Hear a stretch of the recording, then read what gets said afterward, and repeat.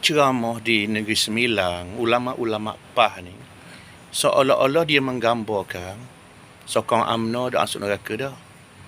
MCA, MIC, gerakan dah masuk neraka.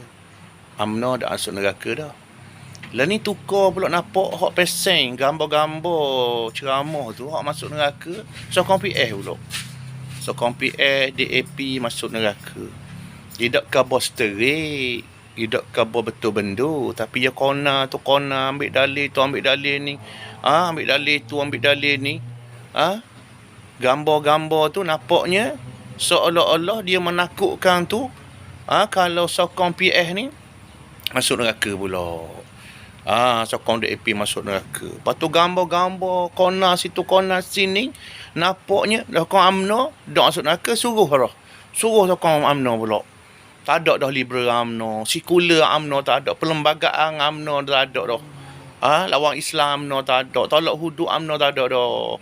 MCA tak tolak hudud dah, gerakan tak tolak hudud dah. Mungkin gerakan nak Islam dah. UMNO nak Islam, gerakan nak Islam. Gambar-gambar dalam ceramah tu menharam dengan mudah.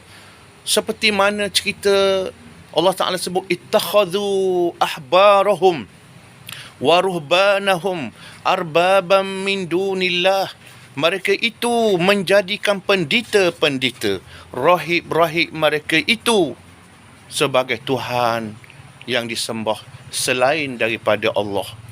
Nabi baca kepada Adi bin Hatim.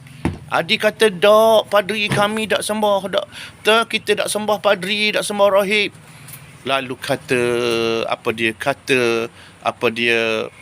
Nabi Sallam, "Tidakkah padri rahib menhalalkan benda yang menhalalkan benda yang haram, lalu kamu ikut? Dia menghalal yang haram, dia mengharamkan yang halal, mu ikut? Fatwa dia berubah-ubah semua makna fatwa. Dulu UMNO, hukum UMNO kafir. Sokong masuk neraka, MCA masuk neraka, MIC masuk neraka pasal lawang dia rupanya. Lepas tu hari ni pula nya gambar dalam ceramah. Hak tak boleh sokong, hak haram sokong. Haram sokong masuk neraka. PS pula dengan DAP. Ya tukar gitu sahaja makna dengan mudah. Ulama-ulama tafsir apabila membaca ittakhadhu ahbarahum wa ruhbanahum arbaban min dunillah, kata mereka orang Islam kena ambil pengajaran daripada ayat ni supaya tidak berlaku dalam Islam ni, dalam golongan Islam ni seperti mana berlaku dalam Yahudi, dalam Kristian, padri dan rahib-rahib mereka menharam neraka syurga ikut mereka jual maknanya untuk kepentingan politik.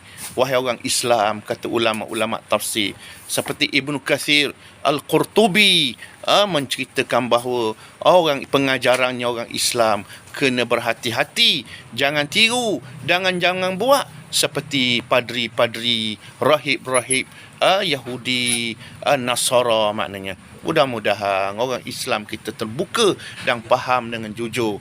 Wallahu ta'ala a'lam.